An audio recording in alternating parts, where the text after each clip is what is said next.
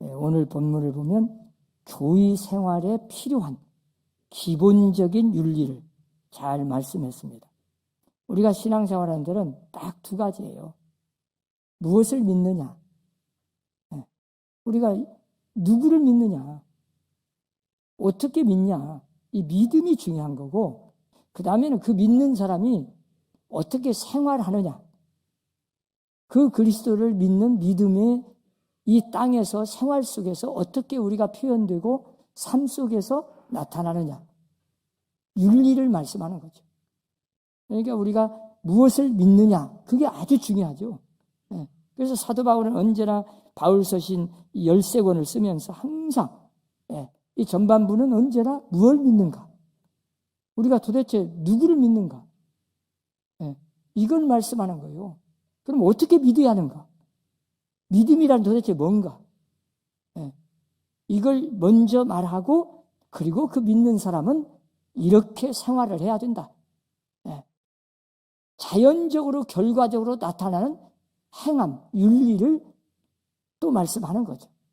그 윤리가 없으면 그 믿음은 죽은 거예요. 원인과 결과가 항상 따라가는 거예요. 내가 예수를 제대로만 믿으면 그 생활 속에서 다 그 믿음의 표현이 나타나요.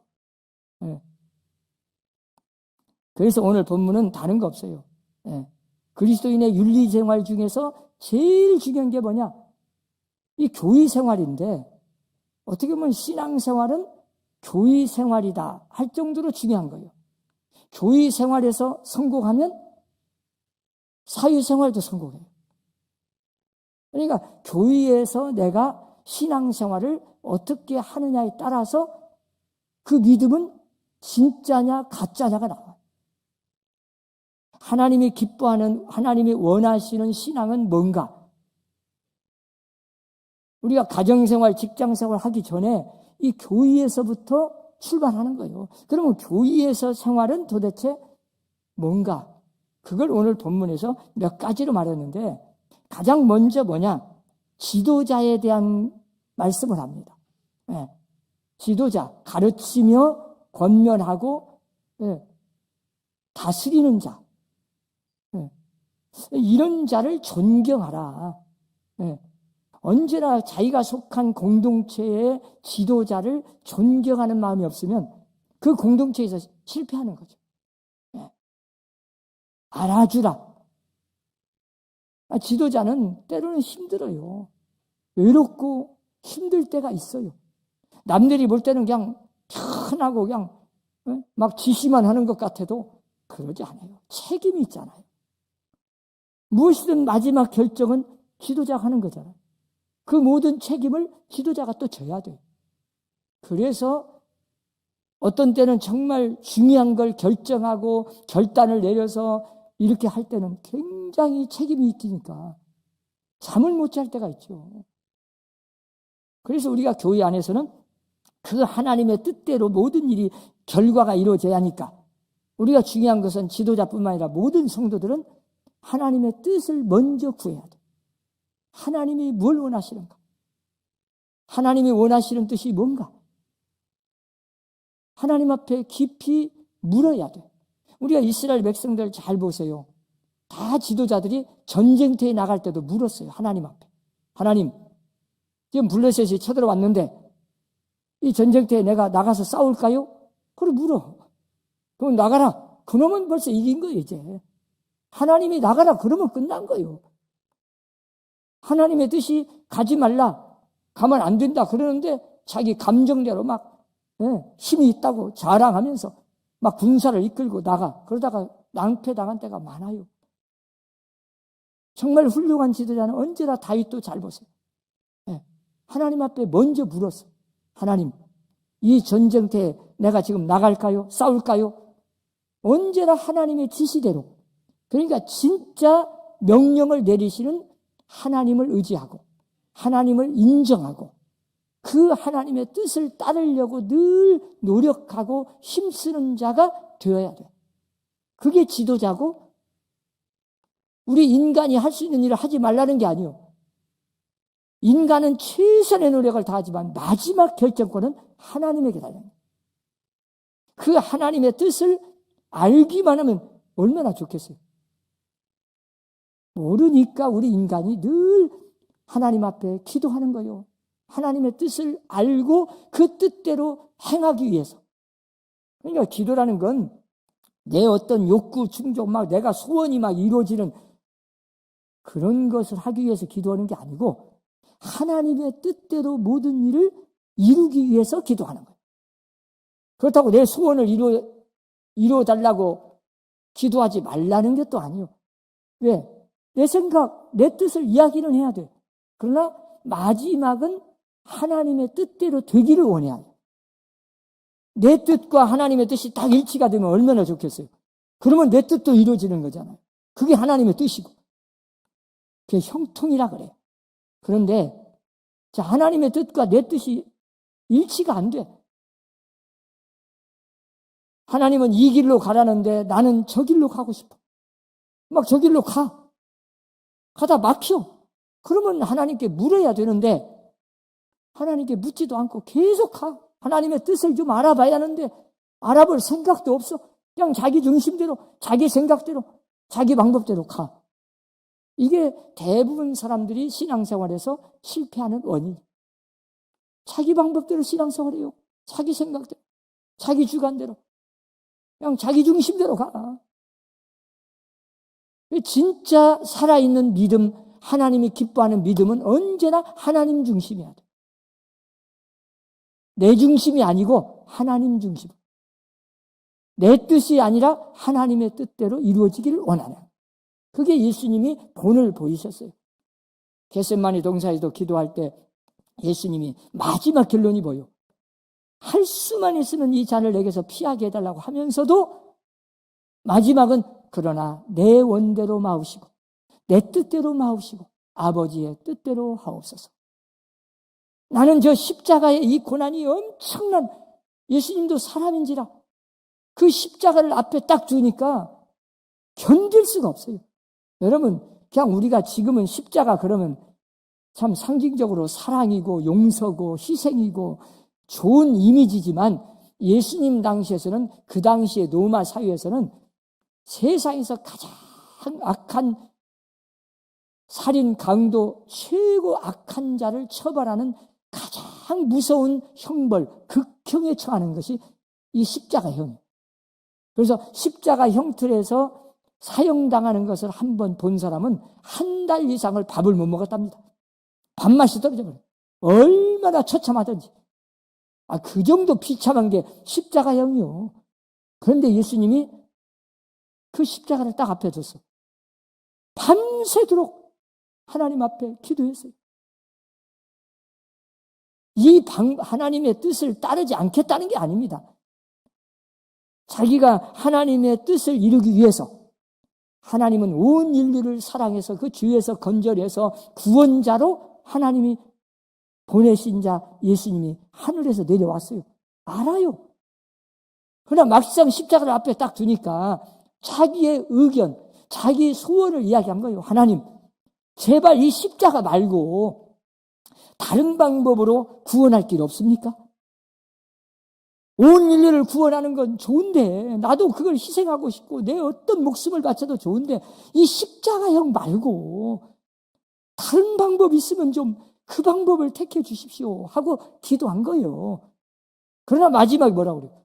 그러나 이건 내 생각이고 하나님 아버지께서 꼭 내가 저 십자가를 져야만 온 인류를 구원할 수 있다면 내가 아무리 가기 싫어도 힘들고 고난이지만 기쁨으로 가겠습니다.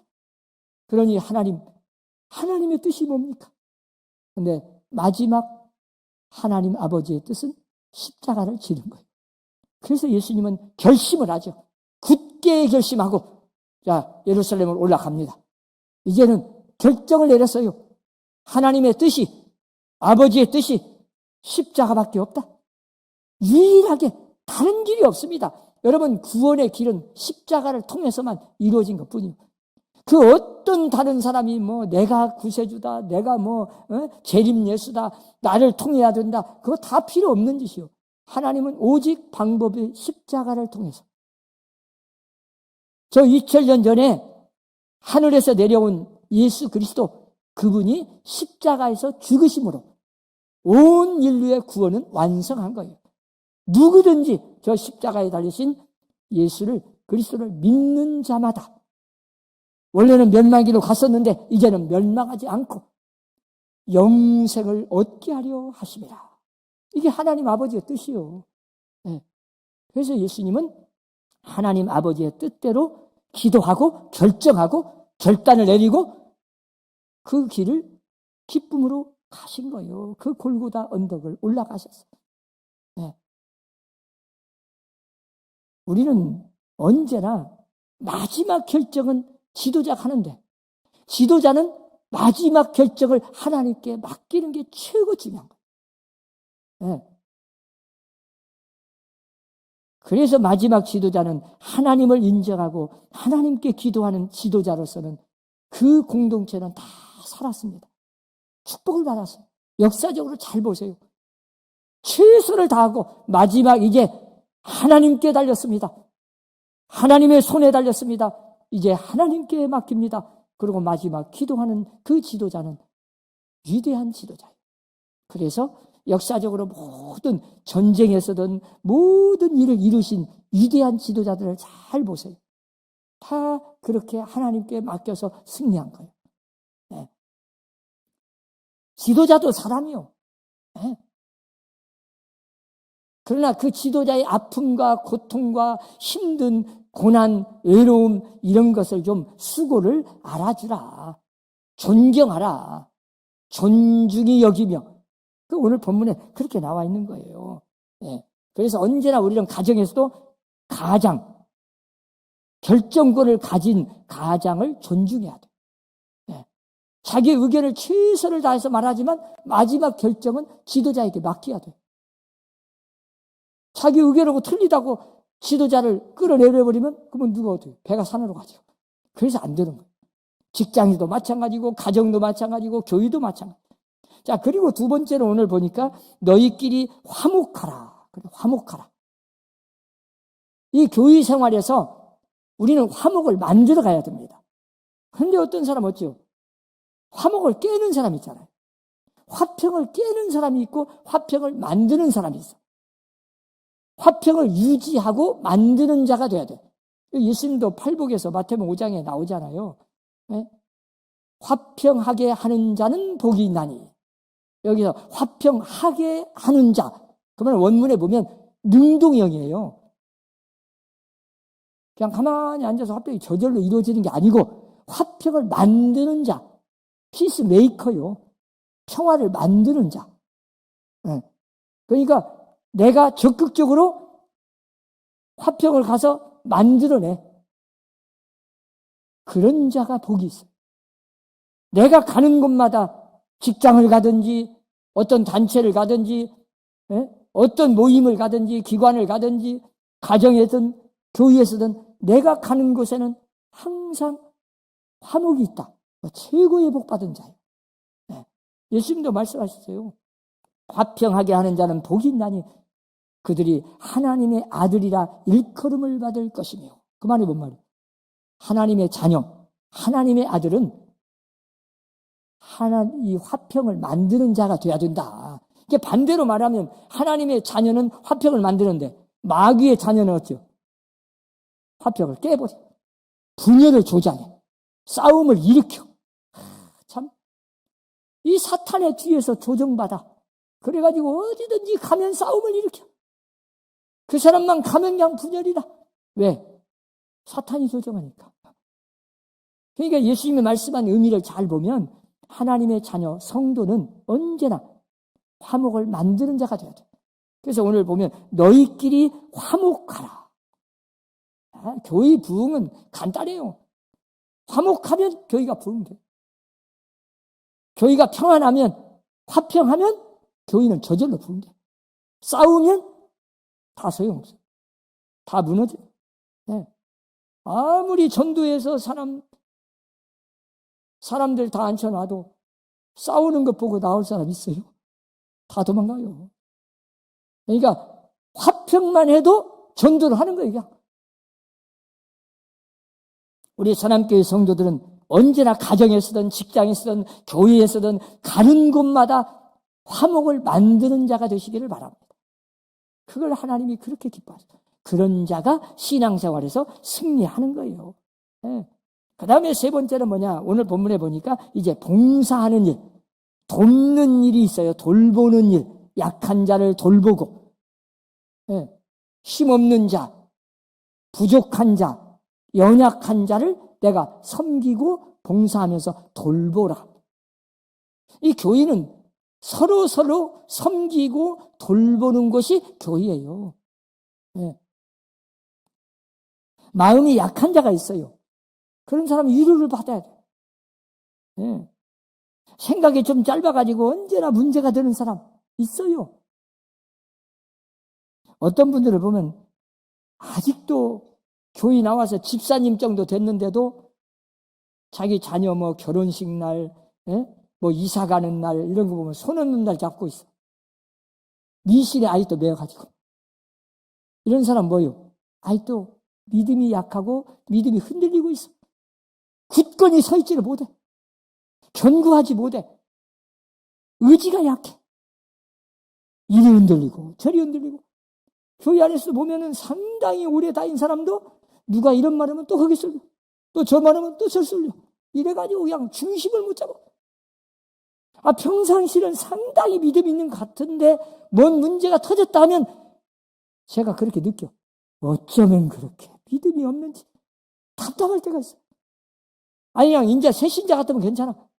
그렇게 오래 다닌 그냥 직분을 가진 사람도 아니 도대체 믿음이 언제 어디로 갔는지 모르겠어. 그렇게 의지가 약하고 마음이 약하고 흔들려. 믿음이 성장 안 하니까. 교회만 오래 다녔지 성장하는 믿음이 없어. 제자리에 머물러 있어. 아직도 신앙의 연조만 있지 어린아이. 깐난아이. 모든 게 자기 중심. 이기적이요. 자기 이익에 따라서. 이런 걸 보면 참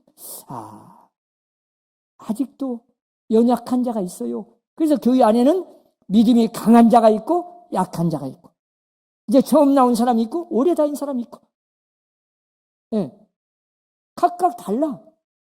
성격적으로도 환경에 따라서 마음이 약한 사람이 있습니다.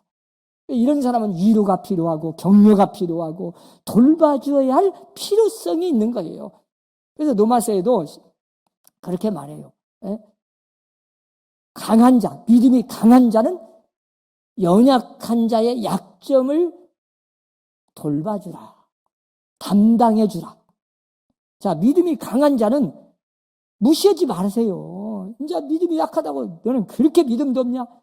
막 이러고 그냥 비난하지 말고 그런 자를 잘 돌봐주라는 거예요. 돌봐줘. 마음이 약한 자를 위로해주라 이거예요. 유명한 이야기가 있어요. 성 마카리우스라는 분이 있는데 이분은 성 아우구스티누스에게 많은 영향을 끼친 아주 사막의 수도사입니다. 성자로 불리는 사람. 이 마카리우스라는 사람이 아주 유명한 성자예요, 성자. 그런데 한 마을에 어떤 여자가 결혼을 안 했는데 임신을 했어요. 그 당시는 여인이 결혼 안 하고 아이를 배면 누가 그 아이의 아버지인지를 밝혀야 돼. 안 밝히면 이제 맞아 죽어. 한마디로 말하면. 그래서 동네 사람들이 물었어요. 그 아이 아버지가 누구냐? 이게 말을 안 해. 계속 다그쳐. 이제 죽을 지경 되니까 맞아 죽게 생겼으니까 불었는데 거짓말을 한 거예요. 이 성자 마카리우스 아이다 그래버렸어. 전혀 관계가 없는데. 그러니까 동네 사람 다 몰려갔어요. 성 마카리우스한테 찾아갔어요. 이게 이 여인의 아이 임신한 이 아이의 아버지가 당신이라면서. 그러니까 웃으면서 그럴까요? 그래요? 그 말만 하대. 기다는 말도 안 하고 아니다는 말도 안 해. 그래요? 그러면서 가만히 생각하니까 그 여인이 얼마나 고대꼈으면, 예? 이제 죽을 지경 되니까 자기 이름을 댔을까 생각하니까 그 여인을 살리기는 살려야겠는데, 예? 자기가 또 내 아이다고 인정하면 이게 뭐 자기한테 막 책임 들어가서 난리가 날 것 같고, 그러니까 그래요? 그럽디까? 그분이 그렇게 말합디까? 그러고는 더 이상 말을 안 해. 그런데 얼마 지나서 본 진짜 아이 아버지가 드러났어. 나왔어. 네. 여러분, 언제나 상대방 입장을 이해하면 충분히 이해할 이유가 있어요.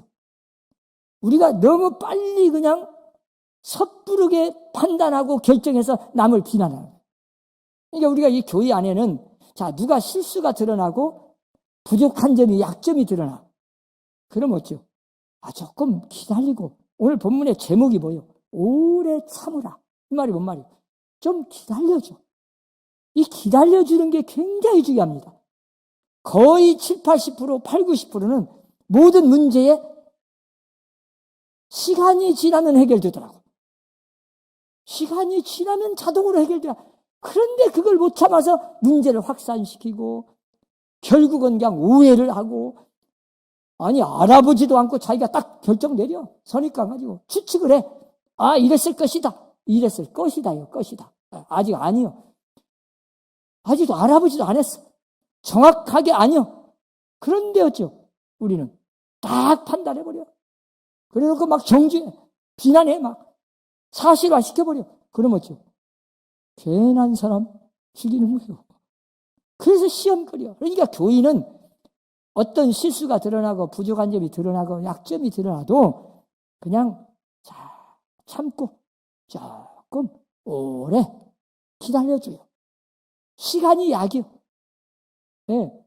물론 100% 다 그냥 시간 기다리기만 하면 다 끝나는 건 아니지만 거의 8, 90%는 나중에 다 드러나게 돼 있어요. 내가 그렇게 섣부르게 행동 안 해도.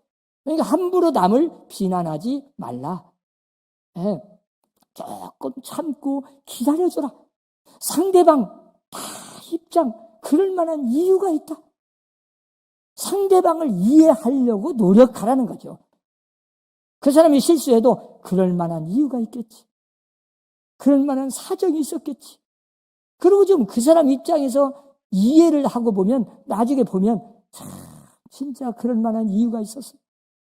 동정심이가 나중에는 막 미안해. 그런데 어째요? 우리는 남의 약점이 딱 드러나면 비난부터 하잖아. 막 정죄하고 막 자기는 그냥 의인인 것처럼 막 이러면 안 된다는 거예요. 그래서 오늘 본문은 뭐예요? 오래 참으라. 오래 참는 게 뭐예요? 기다려주는 거예요. 여러분 자녀들이, 아직 어린 아이들은 여러분 자녀들이 내 부모 입장에서 항상 기준을 세워가지고 하면 자녀들 매일매일 맞아야 돼. 부모 입장에서 생각하면 매일매일 맞아야 돼. 왜? 아직 어린아이라 부모의 수준에 못 가요. 계속 부족해. 실수하고 넘어지고 또 실수하고. 그러나 어째요? 그걸 기다려주세요. 아주 어려. 그러니까 계속 기다려줘가지고 마지막 성숙한 신앙이 갈 때까지 돌봐주라. 돌봐주는 게 중요해요. 그래서 항상 우리는 약한 자, 어려운 자, 힘없는 자, 마음이 약한 자, 믿음이 부족한 자, 이런 자를 잘 돌봐주고 기도해주고 격려해주고 위로해주고 그리고 기다려줘서 그들이 신앙이 성장할 수 있도록 기도해주라는 거예요. 이게 교회다. 우리 사남교회 성도들은 이 교회 생활에서 이렇게 봉사하고 섬기고 도와줄 때, 그래서 교회 생활에서 내가 승리하고 다른 사람도 성공하는 거예요. 그래서 성숙한 신앙이 돼서 교인은 화평하는 거예요. 그래서 누구의 허물을 그냥 지적하기 전에 먼저 우리는 항상 기다려주고 용서해주고 참아주고 덮어주고, 그게 사랑이다. 그래서 교인은 사랑이 있어야 교이고 하나님이 역사하는 거예요. 사탄 마귀는 언제나 분열을 시키고 싸움을 일으키고 미움을 막 갖게 하고, 그래서 언제나 교회 안에 오면 막 서로 미워하고 막 싸우고 자기가 잘났다고 그러고 자기 잘못을 하나도 몰라요. 되게 싸우는 교회 가보세요. 자기가 잘못한 사람 하나도 없어. 다 상대방 탓나네. 아무개가 잘못했다. 누구 때문에 그러지? 자기 때문에. 나 때문에 그런 사람 하나도 없어. 그런 교회는 항상 싸우는 교회. 우리 서남교회 보세요. 몇십 년을 제가 이렇게 보니까 평안한 이유가 있어요. 다 우리 장로님들, 권사님들, 그래도 먼저 믿은 신앙의 그 성숙한 신앙을 가져서 언제나 남 탓 안 하잖아요. 항상 모든 일이 있을 때 내가 잘못한 것도 없어도 다 우리가 부족해서, 우리가 기도 부족해서, 우리가 기도를 안 해서 이런 어려움이 왔구나. 그리고 항상 자기 탓으로 돌리고 참고 기다려주니까 저절로 해결되는 거예요. 네. 그래서 우리 서남교회는 끝까지 화목한 교회, 평안한 교회, 하나님이 역사하는 교회, 행복한 교회가 되시기를 주의 이름으로 축원합니다.